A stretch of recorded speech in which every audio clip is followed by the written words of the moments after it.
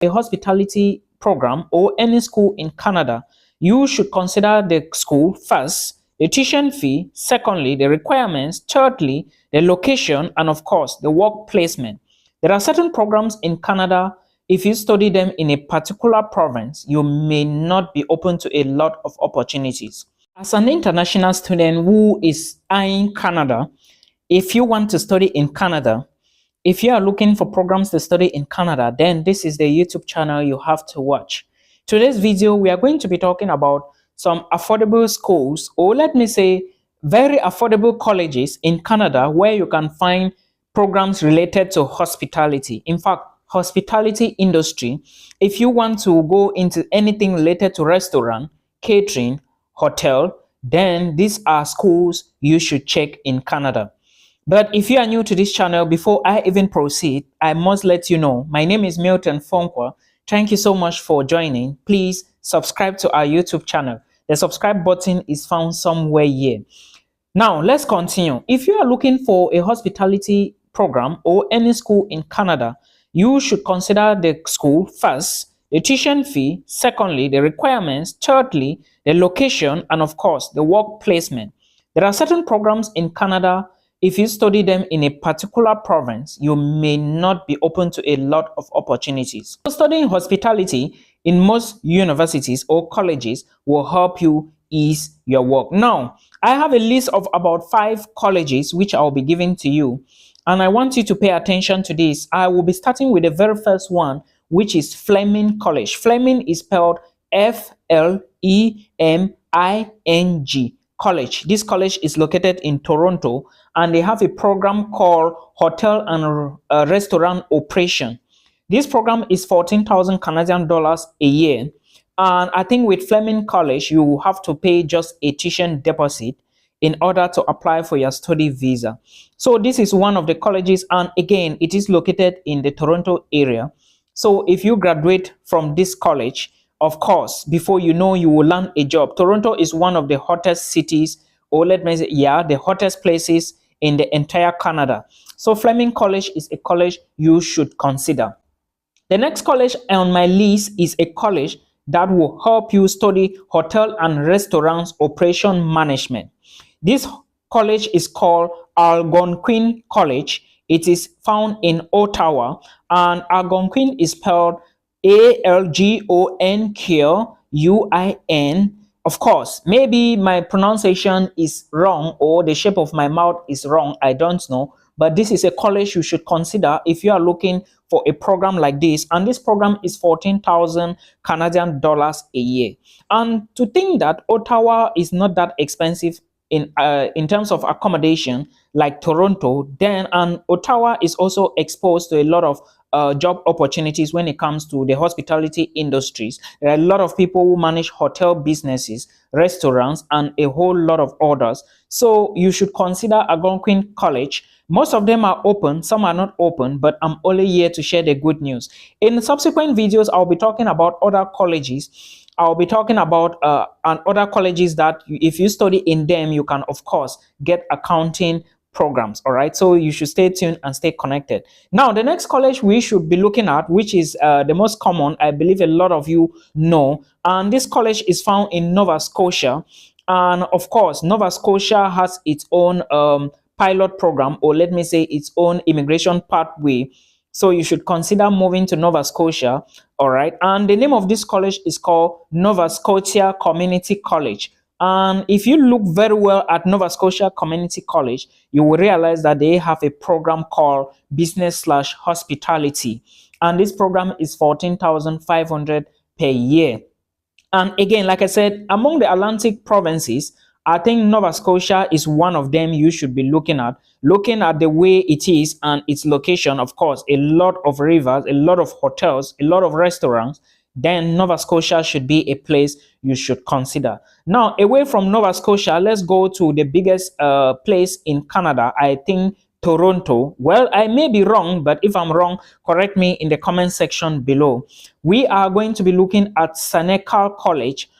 Seneca College, if you are applying to Seneca College, you should pay attention to the fact that you may be asked to pay around maybe 7,000 Canadian dollars per year as a tuition deposit in order to apply for your study permit. All right, so this is something you should put into consideration, and the program you are going to come across in Seneca College is 15,000 Canadian dollars a year, and this program is hotel and restaurant service management. Okay, Seneca is spelled Necca. Okay, you are going to find links in the video description box, so please verify from there and make sure you check some of these colleges if you are looking at a hospitality industry. If you want to go close to hospitality, then this is a school you should consider. Now, moving away from Ottawa or Toronto, let's go back to Vancouver, and we are going to be talking about the Vancouver Community College. And Vancouver Community College is 16,000 Canadian dollars a year. Now, one thing you should understand, they have a program called hospitality management, or maybe let's just say hospitality. Now, there is something I want to draw your attention here. If you are looking at colleges which are very affordable, of course, I have said you will have colleges like Nova Scotia Community College, New Brunswick Community College. You will have colleges like a College of North Atlantic, all right, in Newfoundland and Labrador. There are a whole lot of others. But if you are looking at colleges that you can study per semester and of course pay per semester, which are affordable, you should be looking at Niagara College, you should be looking at Durham College. There are a lot of them, but looking at the tuition fee for 2 semesters, which is 1 year, is around 16,000 Canadian dollars. So I don't think it's affordable. Well, it may be affordable, but it all depends if the program you are studying is going to last for just 1 year. 1 year programs to those of my broke community is very important because you will not spend a lot of time in school. And again, remember, the goal is to find an employer that can permit you or give you documents to apply for your PGWP. So these are some of the colleges in Canada you should consider in case you are looking at the hospitality industry. I'm equally going to be talking about computer engineering, and I'll be talking about the transport industry. I'll be talking about the STEM industry, and of course, I'll be talking about the agriculture industry in subsequent videos. So please do not forget to subscribe to our channel and support the movement of Canada. Means that when you are processing or about to process your study permit application, let's assume that you are in Nigeria, you are in Cameroon, you are in South Africa or Ghana, then you as a primary applicant, you can apply for the permit and you bring in your family, maybe your wife and your kid or your wife and your 2 kids. It is possible. In a community college, or it doesn't really matter if you are going to study a certificate program, a diploma program, a master's program, or a PhD program. In as much as you are going to Canada to study, and the program you are going to study is going to last at least 1 year and can permit you to work, then you can bring in your other family members into the application system. So I want to address another question. Milton, can my auntie or uncle sponsor me to study in Canada? When you say your auntie or uncle, can they sponsor you to study in Canada? You are actually trying to say that, can they give you money or proof of funds? Now, let me elaborate first with the issue of yes. The only way your auntie or uncle can sponsor you to study in Canada if this your auntie or uncle transfer all the money, right, in which he or she wanted to sponsor you with, into your own personal bank account and do what is called a gift deed. I explained this maybe somehow on my YouTube videos. So please, if you are not following my YouTube channel, make sure you check it. This is it up here. All right, if you go to this channel, just type it on YouTube or find it, you are going to see me. Now, a gift deed is a letter. Your auntie have to draft that. This money I'm giving to this so person, and it is purely for his or her education. That is a gift deed from your auntie or uncle.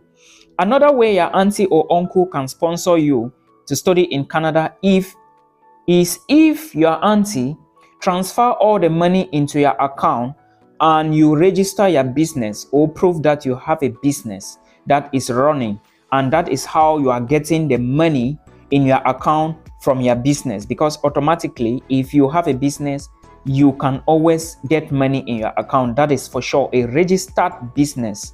That is to say, you have all the business registration documents. Then you can then explain to the visa officer that you are getting money from your business. So your auntie needs to transfer the money in her account to your account, not just at once. It needs to come bit by bit. I explained this on YouTube. But if she wants to transfer it at once, then you should get what is called a gift deed. Please watch those videos for proof of funds on YouTube. Again, can my auntie or uncle sponsor me to study in Canada? The answer is big no. I talked about yes, and now I'm going to talk about no. In Canada, I know some people will be like, Milton, it can work. But let me explain to you. It cannot work according to me, because according to IRCC, which is the body in charge of immigration to Canada, there are just 3 categories of people who can sponsor you. 1, yourself as the applicant. 2, your parents, that's your father or mother. 3, your siblings, that's your brother or sister. These people can do documents to prove that they are the ones sponsoring you, because you guys have the same surnames and maybe relations, right? So they can have the money in their account and give you all the other necessary documents, which I explained already on YouTube. Apart of this, it cannot work. If you go chasing uncles or aunties to give you proof of funds or bank statement and necessary documents, it is going to reduce your visa chances. Before you even apply, you are already 75 off the visa to be approved. All right. Using aunties and uncles and external relatives does not give you a higher chance of getting approved. So this is something you should know. If you come across this video, please do share with one individual. Okay, thank you so much. Now today I want to address this issue of visitors visa to Canada, because I have equally been getting a lot of questions inbox. It looks like, if you don't know, my name on YouTube is Milton Fonkwa, and again, I will be posting content here while other content would be on my YouTube channel. All right, thank you so much. So a lot of people have been asking me, Milton, what if I use a visitor's visa and I go into Canada? Can I change that visa to a residence permit? First of all, the answer is no. You cannot change a visitor's visa to Canada to a working to a residence permit, but rather you can change it to a working permit. Now, because if you want to change a particular visa, there are stages. You cannot skip a stage and you go to the next. I hope you understand. So let me explain further. For you to change your visitor's visa in Canada from visitor's visa to a working permit, you need to get an employer, all right, to offer you a job. And the particular employer that is going to offer you the job is not any type of employer. Let me be specific here. You need to get an employer that is well registered, that is well known to give you a job. Now, for the employer to give you the job, the employer needs to prove to the Canadian officials that he or she has posted this job for at least 28 days and there was nobody in Canada, like an international student who is legal, or let's say somebody who is a permanent resident or who is a citizen who was interested in the job. He needs to show proof of this. Then they now give you the job. And that is not all. If your employer is giving you the job, your employer needs to equally get something that is called LMIA, which is Labor Market Impact Assessment. Your employer needs to get this document, all right, give it to you. Until your employer get the document and give it to you, before you would be able to change your visa from a visitor's visa to a working permit. I hope you now understand. Let me recall your memory again. What I said is your employer needs to give you a job and prove all of that. Then apply for what is called LMIA, Labor Market Impact Assessment. Until your employer applies for that, give it to you, before you will now carry that LMIA to the competent offices and change your visa from a visitor's visa to a working visa. I hope you understand before you can start working. With that way, you would be fully legal in Canada. But remember, this is not going to be an easy task. So I'm just explaining to you so you understand. Now, for those that have equally been asking how easy it is, like I said, the conditions is that the employer needs to prove that there was no permanent resident or citizen in Canada who was willing to take this job. So they have nobody to employ rather than you. That's the reason they are giving you the job. All right. In that case, you don't have any issue. You are not the one applying for the LMIA. Normally, it is your employer who is going to apply for the document, bring it and give it to you. Then you take it to the competent offices to change your visa. This is how the process works. Okay, for more videos you can check Milton Fonkwa, Milton. Fonkwa is Fonkwa on YouTube. Then you get a lot of other videos. I will be dropping more videos here in the days to come, so please do not forget, I said, follow our page and share our videos if you find them helpful for you. Thank you so much.